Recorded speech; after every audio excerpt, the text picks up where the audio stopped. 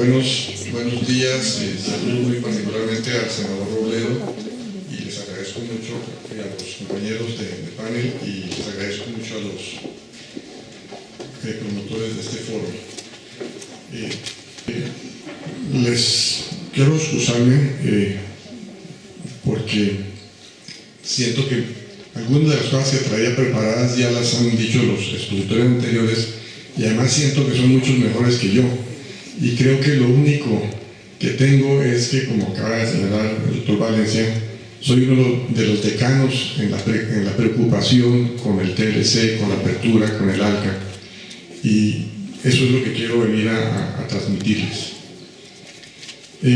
Arranco diciendo lo que siempre he dicho desde hace 10 años o 12 años, es que los TLCs no son buenos ni malos en abstracto, y que los beneficios y perjuicios dependen de lo que se pacte en ellos. Pero esa, la verdad, es una afirmación que yo digo sin creer en ella. Yo creo que los TLCs en general son malos y son malos para ambas partes, porque tienden a ser tratados que se pactan entre gobiernos que están presionados cada uno por grupos de interés en su país que no les importa acabar con el pellejo de todos los demás.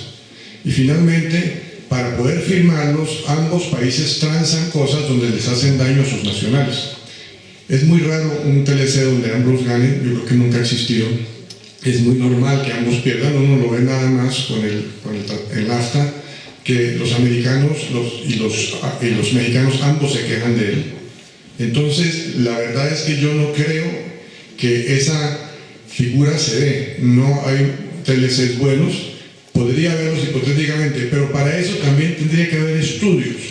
Tendría uno que saber qué está negociando para saber qué negocia. Y el caso específico colombiano es que nunca ha habido estudios de nada.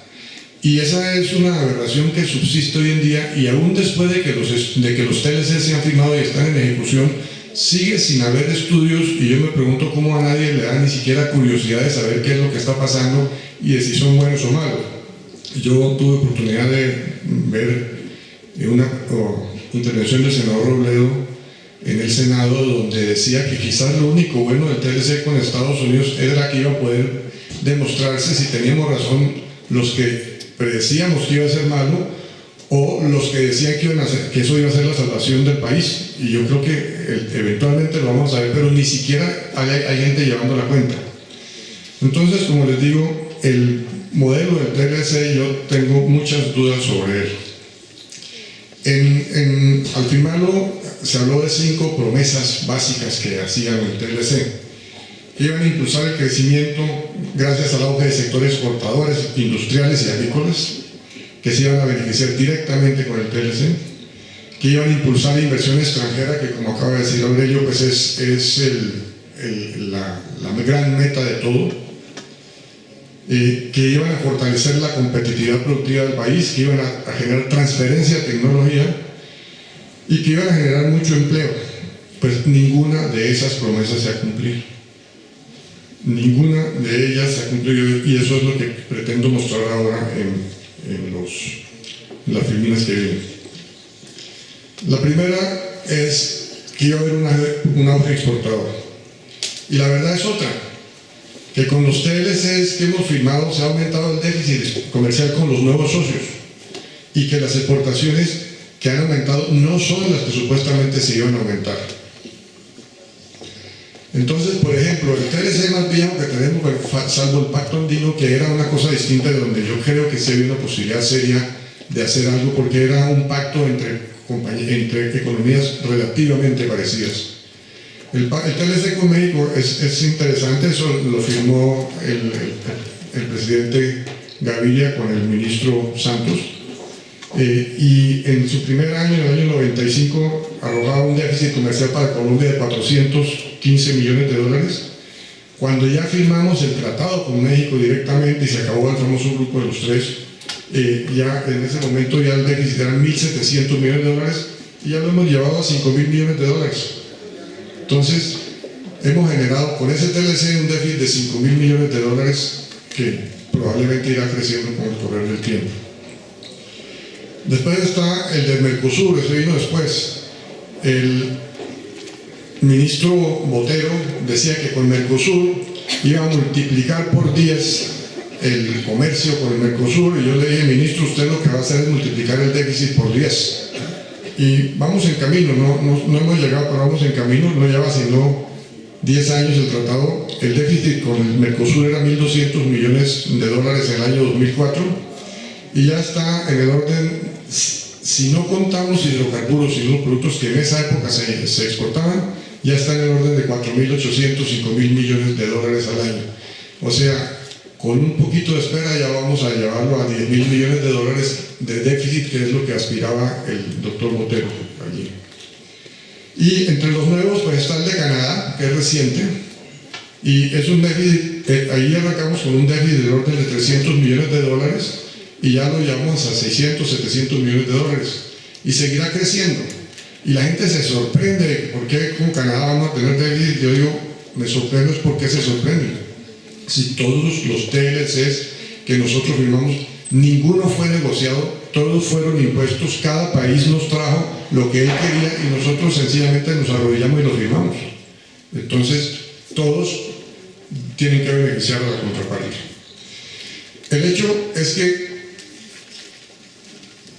y está finalmente pues el de Estados Unidos, que ya tiene 3 años, pero como acaba de decir, creo que fue el Mario, pasamos de tener un superávit de 8.400 millones de dólares en el año 2011 a un superávit de 2.000 millones en el año pasado, y ya al cierre de julio de este año llevamos 3.000 millones de dólares de déficit.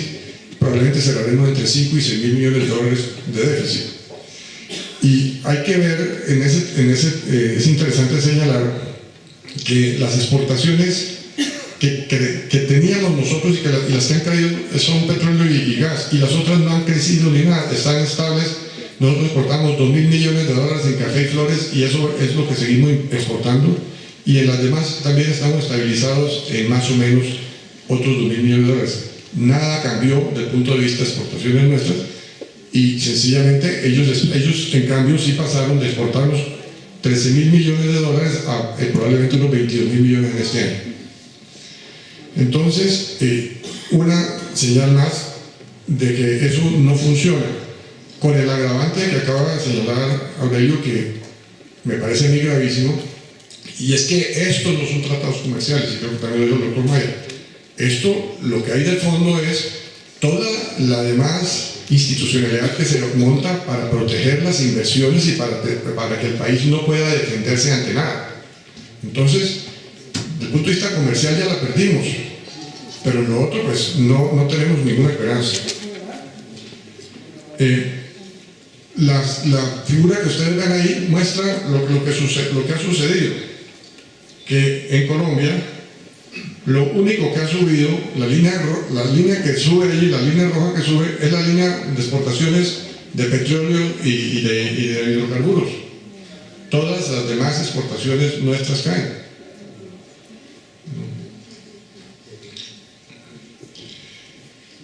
La otra que ya, cuando uno se vea a verlo por sectores, encuentra que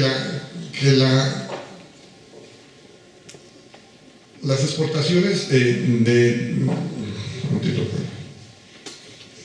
de manufacturas pasaron de tener un ligero déficit a un déficit gigantesco ya cuando se implementaron los TLCs, y en este momento estamos en un déficit del orden de 35.000 millones de dólares. Probablemente en este año va a terminar en el orden de 40.000 millones de dólares.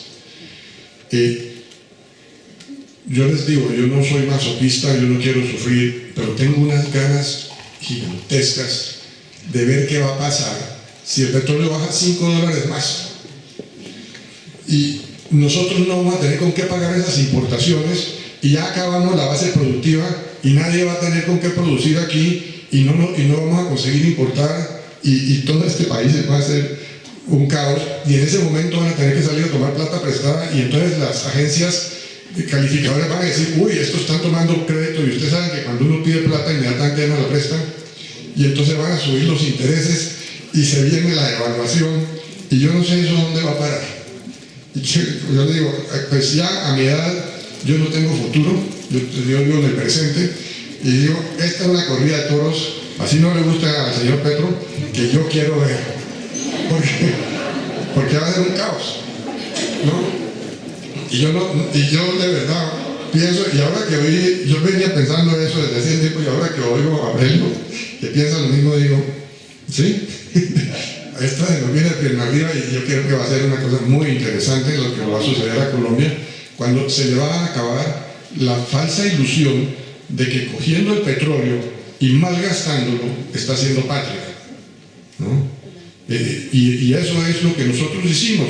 Fuimos un nuevo rico que se gastó la plata en rancheras, ¿no? ¿Ah? ¿No?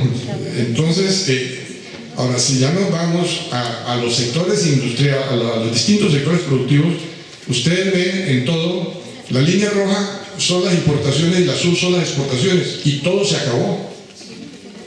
Todo se acabó. El de arriba es industrias de hierro y acero, después autopartes. El de la izquierda abajo es tejidos y artículos de punto. El de la otra es productos lácteos. En la siguiente página vuelve y tenemos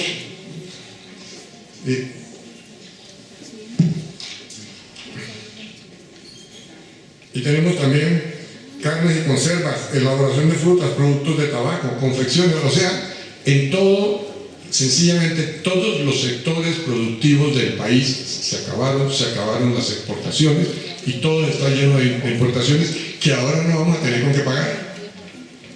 Entonces, eso es lo que ha venido sucediendo. Quiero decirles que sí hubo que ha habido un estudio, solamente un estudio se hizo, lo hizo Planeación Nacional en el año 2003, un estudio, hicieron un modelo de equilibrio donde trataron de predecir qué podía pasar con el TLC de Estados Unidos en esa época, como creían que lo iban a pactar, que no fue tan bueno, o le da el ALCA, las distintas opciones que había.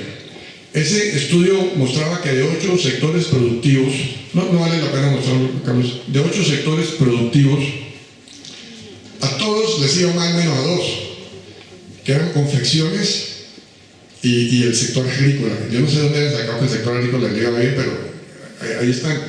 Y confecciones, tanto confecciones como telas, ahí los ven, los rojos están ahí, ya mataron los azules, y esos eran los que decía ahí, ven, en todos los demás están cumpliendo la profecía del estudio. Es el único estudio, ese estudio lo escondió el Ministerio de Comercio, no quisieron que se conociera, fue muy difícil llevarlo a la luz pública. Bueno, entonces sigamos. La segunda promesa fue el impulso a la inversión extranjera directa.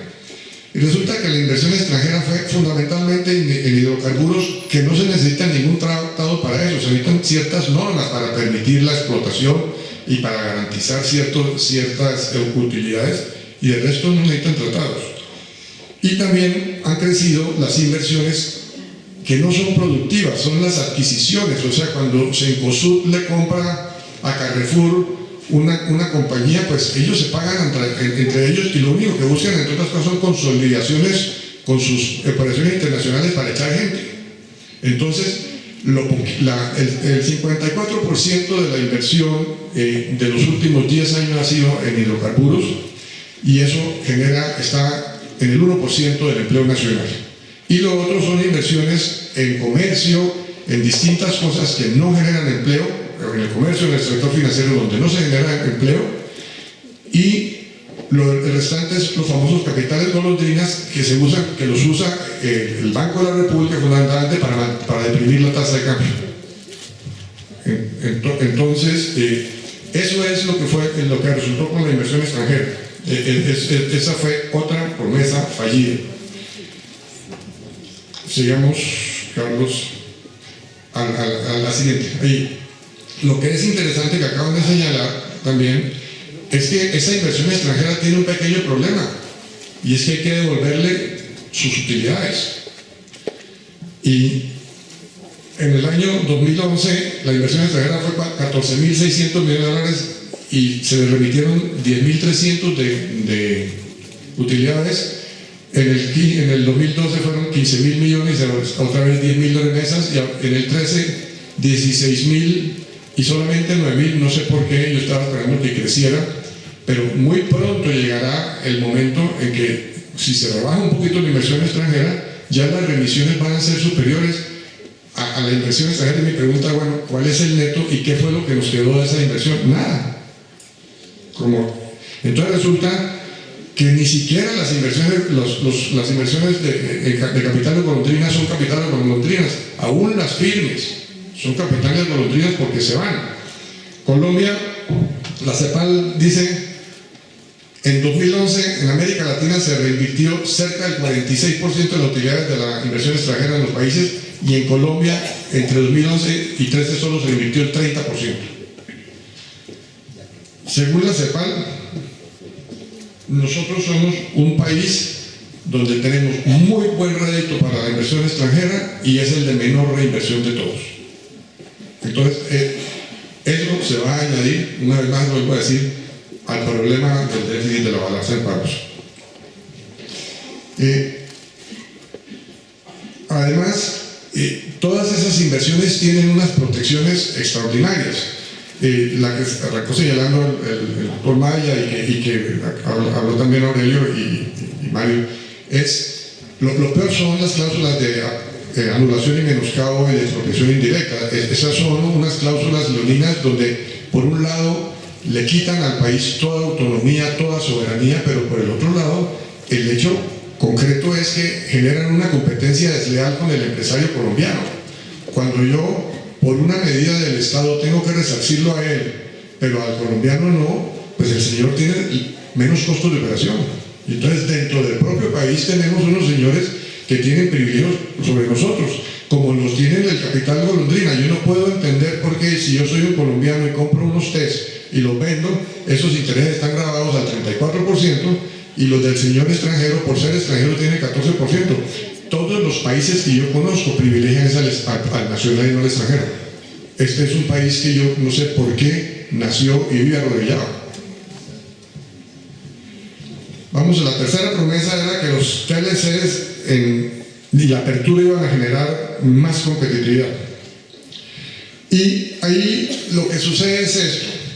Aunque los empresarios colombianos han realizado muchos esfuerzos, para eso se necesitan políticas estatales y se necesitan otras ayudas para poder ser competitivo. Y entonces lo único que ve son empresarios haciendo esfuerzos es para sobrevivir y dilatar el momento en que se van a quebrar o que van a cerrar. Pero la competitividad no puede existir. Una cosa sucedió aquí que es absolutamente simbólica. Yo tuve la suerte de poder usar mis diapositivas, los expositores anteriores no, porque no funcionaba. Esa es Colombia, ¿no? Y esa Colombia, ustedes imagínense si un escenario en el Congreso de Estados Unidos como este, si una exposición es como esa, donde tiene una pantallita ahí medio de lado, o si allá hay cómo exponer las cuestiones. Y además imagínense si vienen los expositores y no van a poder exponer. 5 minutos no pienso, pero es que este tema me parece demasiado importante. De todos modos, Colombia ocupa el puesto 66 en competitividad, pero cuando ya nos vamos a cuestiones objetivas que tengan que ver con la vida real, encontramos que la infraestructura 108, las carreteras 126, ferrocarriles 102 de 104, puertos 90. En la carga tributaria mejoramos porque nuestro gran enemigo, que es el Estado colombiano, ya pasó de 140 a 139. Solamente hay 6 países peores que nosotros en el mundo desde el punto de vista de carga tributaria. Y en toda esta serie de cargas de servicios financieros, que son los que se deben protegerse en los TLC, estos son los 114. Entonces, esto pues es, como les digo, una competencia absolutamente desigual. Eso es como cuando uno lee a esos señores, no señores, pero a esos escritores que salen como el doctor Gómez, que dicen que es que la competitividad se aumenta con la competencia. Es como que a mí me dijeran, es que si le empezamos a disparar, usted va a aprender a disparar. Lo más probable es que me peguen, pero no, yo voy a aprender a disparar. Y eso es lo que pasa, nosotros nos abren, todo el mundo nos dispara y tenemos que ser competitivos allí y tener buena puntería además. Pero eso también está ligado con políticas estatales. Entonces, parte de eso se podría podría subsanar, digo, olvidémonos de este auditorio y vámonos ya a las políticas estatales. Lo que les ha dado por hablar en los últimos 20 años es la planeación estratégica, y la planeación estratégica habla de las fortalezas, de las debilidades, etc. Todos los países dicen que la mayor fortaleza es tener energía. Energía propia y barata es la gran fortaleza de los países que si no tienen nada, pero tienen eso, pueden desarrollarse. Pues nosotros tenemos energía.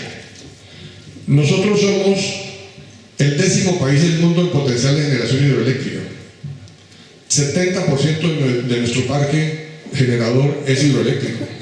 Somos excedentarios en gas natural. Somos el 5º exportador mundial de carbón. Somos un país de 1 millón de barriles de petróleo diarios. Eso es un país petrolero. Estamos entre los 20 países de mayor producción en el mundo. O sea, no estamos en la OPEP, porque yo creo que no nos querrían tener ahí por burros, pero del resto, ahí podríamos estar, calificamos. Y si ustedes ven ahí, no lo pueden ver porque el escenario no lo permite. El costo de la energía eléctrica, Colombia tiene 12 centavos y medio por kilovatio hora, mientras Uruguay 9, Perú 7, Ecuador 7, Estados Unidos 7, Noruega 6, Francia 6, Corea 6, Rusia 5, y tenemos que competir. Y esa es política estatal, porque tenemos la generación más barata que hay, que es la hidroeléctrica, 70%, ningún país del mundo tiene 70% de generación hidroeléctrica. Pero esa riqueza se va para 3 inversionistas y no más, y todo el aparato productivo colombiano tiene que competir con eso. Y si nos vamos a hidrocarburos es peor. De esa listica ahí, de esos 20 países, nosotros estamos ahí en el número 19, son los productores de petróleo del mundo. De esos hay 3 que son importadores netos. La China, Estados Unidos y Brasil son, entonces no lo pensemos, porque yo digo, un productor es el que produce excedentariamente, pero que yo produzco para importar, pues no tanto. Dentro de los que quedamos, somos el 3er país más caro en combustible. Mientras nosotros pagamos solamente Noruega y Canadá pagan el combustible por galón más caro que nosotros, tanto en el gas, en la gasolina, como en el diésel. Pero eso es en términos absolutos. Si nos comparamos ya con el salario de las personas aquí, ellos pagan el 3% de un salario diario por galón y nosotros pagamos 19% de un salario diario por galón. Y pagando ese combustible tan caro, debemos ser competitivos, ¿no? Entonces, yo no estoy hablando de hacer las locuras de nuestros vecinos, o sea, no estoy hablando de vender gasolina a 3 centavos, pero lo que está sucediendo en el país con el manejo energético es una aberración total. Tengo que hacer una confesión de culpa. Mi hija fue directora de la UCME y mi hija intervino en la definición de las políticas, pero como yo le digo a ella, eso fue hace 12, 15 años en condiciones distintas, y esa fue una terapia de choque porque en ese momento estábamos realmente subsidiando el combustible. Una vez llegado a un nivel lógico, esas políticas hay que abandonarlas. Nada está escrito en piedra. Y Colombia tiene un problema gigantesco de competitividad porque su recurso más valioso, el recurso que todo país quisiera tener para incentivar su desarrollo, se lo cobramos más caro a los nacionales que a los extranjeros. Vale menos la gasolina que venden en Miami con el petróleo nuestro que la nuestra. Entonces, vamos a ver cómo puedo meter todo esto en 2 minutos ya. Desarrollo de tecnología, pues obviamente no ha habido ninguna promoción de desarrollo de tecnología. Pasemos a la siguiente. Allí se ven las exportaciones. Las que se han trepado son las de bienes que no tienen componente tecnológico. Todo lo que tenga componente tecnológico se ha caído porque no tenemos importaciones tecnológicas. Y no hay ningún apoyo para eso. Y yo diría que con la forma como acordaron distribuir la mermelada de las regalías, va a ser más difícil todavía que haya un buen desarrollo tecnológico en Colombia. Eso en manos de un montón de gobernadores y con un montón de intereses de otra naturaleza, no necesariamente va a conducir a que salgamos del punto 003%, fue que dijeron ahora de inversión. Y la final, pues, del modelo de apertura normalmente iba a generar más empleo. Pues miremos allí. Se los resumo, es muy difícil de leer la gráfica. El empleo que ha crecido ha sido construcción, que no tiene nada que ver con el TLC, y un poquitito en la cuestión en el sector comercial y financiero. Sector comercial, ustedes saben que ahí cuentan a los señores que van a los semáforos a vender. Entonces ese sector está creciendo rápidamente, pero estamos cayendo en el empleo en manufactura y el empleo en el campo. Entonces sigamos adelante. Hubo un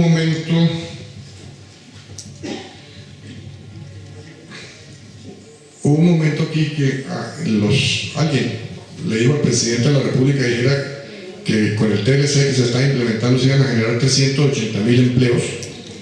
En esa época el Departamento de Comercio de Estados Unidos, el Ministerio de Comercio de Estados Unidos, sacó una publicación diciendo que cada 1,000 millones de exportaciones generaban 6,000 empleos si eran bienes y 4,000 si eran servicios. Para generar 380,000 empleos nosotros teníamos que generar 60,000 millones de dólares de exportaciones adicionales a Estados Unidos, y ustedes han visto que estamos en cero crecimiento. Entonces esa promesa tampoco se cumplió. Y vamos a la otra gráfica, Carlos, que se alcanza a ver las linecitas ahí. Sigamos al otro. Allí, esas curvas que ustedes ven es el crecimiento del empleo y del subempleo. Y arrancan en 1990, o sea, cuando vino el nunca bien lamentado presidente Gaviria. En ese momento, la suma, el desempleo era 7,8% y el subempleo era 10,7%. Hoy, con esas cosas que se han inventado en el DANE del empleo sin remuneración y de los vendedores en los semáforos y todas esas cuestiones, el desempleo pues está en el 9,6% y el subempleo en el 31%. O sea que con este modelo pasamos de tener una suma de 18% entre desempleo y subempleo a tener 40%. Solamente el 60% de la gente tiene empleo estable, bien remunerado, normal. Pasamos de 80 a 60% con este modelo. Yo creo, uno puede hablar de mil cosas, de lo que cree que es el Estado, pero yo creo que si no es su objeto fundamental, está muy cerquita, es generar empleo. Si la gente tiene empleo, puede comprar salud, puede comprar seguridad, puede hacer todo. Si la gente no tiene empleo, no es parte de la sociedad. Entonces, eso es lo que ha hecho el modelo y ese es el resultado de la promesa. No se cumplió. Entonces, ya lo único que falta es que sigue. Yo tenía aquí para citar una versión de lo que dijo el doctor Valencia en cuanto al modelo que debemos querer, que es el famoso modelo de las exportaciones. Pues en ese modelo de las exportaciones, los países más adelantados tienen menos comercio internacional que nosotros, como son Estados Unidos o Japón, y los países que están absolutamente subdesarrollados son los países que tienen un alto componente de comercio exterior, y eso obedece a que ese es el modelo colonial. El modelo colonial se basa en que sencillamente de la metrópoli se mandan cosas y de aquí se mandan materias primas, y eso es lo que estamos haciendo. Es un colonialismo moderno, pero eso es. Y mientras más tengamos de eso, más nos parecemos a las colonias de hace 200 años, y mientras menos tengamos de eso, más nos parecemos a las metrópolis de ese entonces o a las de hoy en día. Entonces, esa es la situación.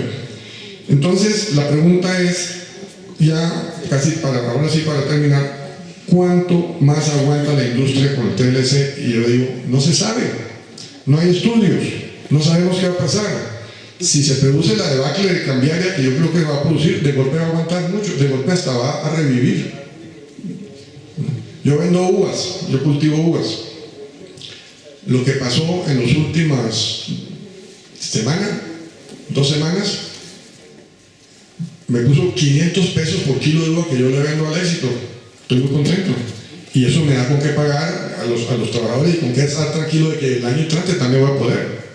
Entonces, eso nos va a pasar a todos. Entonces, por eso yo digo, en este momento nadie sabe qué va a pasar, pero sobre todo, no es porque no se conozca el futuro, es porque nadie ha hecho estudios, nadie sabe qué se necesita, nadie sabe a quién ayudar, nadie sabe por dónde.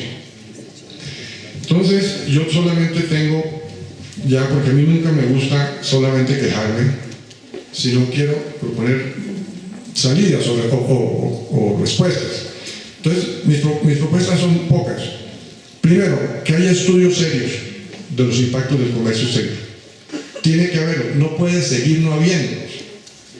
Las instituciones públicas tienen que hacerlo, lo tienen que hacer con seriedad, la Universidad Nacional, todo el mundo. Yo no puedo entender, yo creo que la primera señal de inteligencia es la curiosidad. Yo no puedo entender un país sin curiosidad. Aquí nadie le tiene curiosidad de saber qué le va a pasar o cómo se van a hacer las cosas. Entonces yo creo que lo primero es que tiene que haber estudios serios. No se puede negociar sin saber qué es lo que va a pasar o qué es lo que me conviene o qué es lo que no me conviene. Entonces tiene que haber estudios serios. Segundo, mientras estos estudios salen, hay que suspender negociaciones de TLCs. Eso es una aberración.